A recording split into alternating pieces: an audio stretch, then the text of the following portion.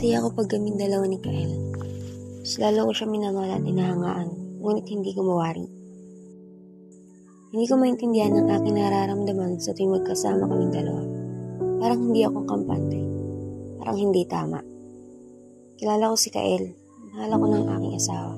Ngunit hindi ko matiis ang kanyang pag-uugali pagdating sa mga babae.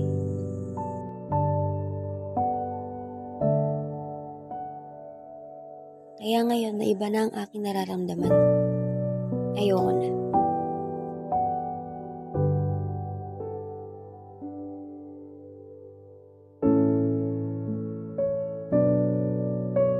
Hindi ko na kaya.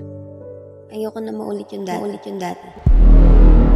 Iha, ikaw ba'y sigurado sa iyong papasok? Ano bang epekto ng